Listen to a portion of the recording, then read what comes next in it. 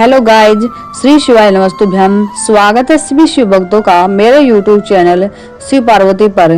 प्यारे दोस्तों, आज मैं आपके लिए एक विशेष जानकारी लेकर आई हूँ। क्या आप जानते हैं कि नवरात्र में माँ दुर्गा की सवारी कैसे तय की जाती है कि इस बार माँ दुर्गा कौन सी सवारी में सवार होकर आएगी और इनका क्या मतलब है।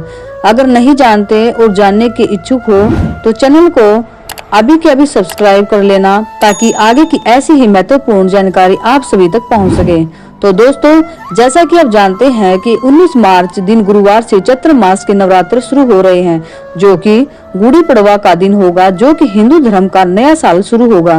दोस्तों, सबसे पहले आइए जानते हैं कि माँ दुर्गा की सवारी कैसे तय की जाती है पूरी डिटेल से।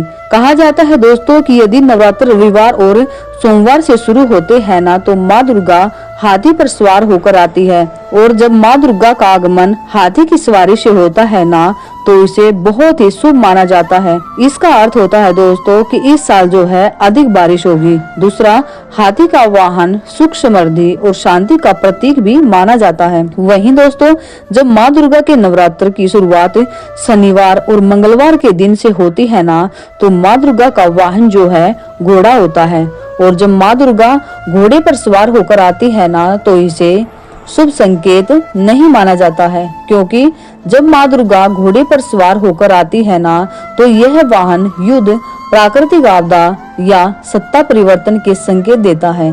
क्योंकि आप सब भी जानते हैं ना दोस्तों कि घोड़ा जो होता है ये हमेशा से ही युद्ध यानी लड़ाई से जुड़ा रहता है। जैसे पुराने समय में राजा महाराजा घोड़े पर बैठकर युद्ध करने जाते थे। इसीलिए इस बार हमें बहुत ही सतर्क रहने की आवश्यकता है। सत्ता परिवर्तन से क्या मतलब होता है दोस्तों, यानी गवर्नमेंट चेंज। इससे मतलब क्या है दोस्तों, समझिए। इसका मतलब है दोस्तों कि हमारी सरकार बदल सकती है, राजनीति में बड़ा उलटफेर हो सकता है, या फिर बड़े नेताओं के बीच टकराव हो सकता है। इसलिए थोड़ा डर या बेचैनी का माहौल बन सकता है। लेकिन हाँ दोस्तों, इन सभी से बचना है ना और माँ दुर्गा को खुश रखना है, तो प्रत्येक दिन अपने घर से एक लोटा जल ले जाकर शिव मंदिर में नवरात्र में 9 दिन तक जरूर चढ़ाना। बन सके तो थोड़ी बहुत सेवा कर देना, इससे माँ दुर्गा खुश हो जाएगी। बढ़ते हैं दोस्तों नेक्स्ट जानकारी की ओर।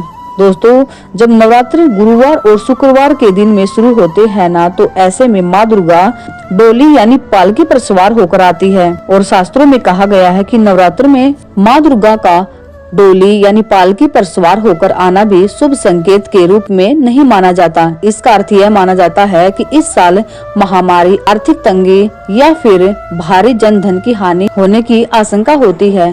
और इस बार चैत्र नवरात्र गुरुवार से ही शुरू हो रहे हैं, तो थोड़ा ध्यान रखने का विषय है दोस्तों।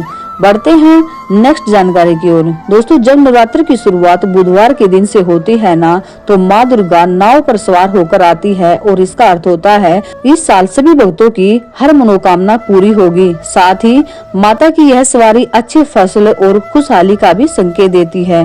तो दोस्तों, ये थी माता दुर्गा के आगमन की सवारियों के बारे में। एक बात और बता दूं दोस्तों कि माँ दुर्गा चाहे किसी भी सवारी में आए, बस आप सभी को भगवान शिव की खूब आराधना करनी है, नाम जाप करना है, शिव महापुराण की कथा सुननी है। इससे माँ दुर्गा, माँ जगत जननी, माँ भवानी अपने आप प्रसन्न हो जाएगी। तो गाइज, आई होप आपको आज की वीडियो पसंद जरूर आई होगी।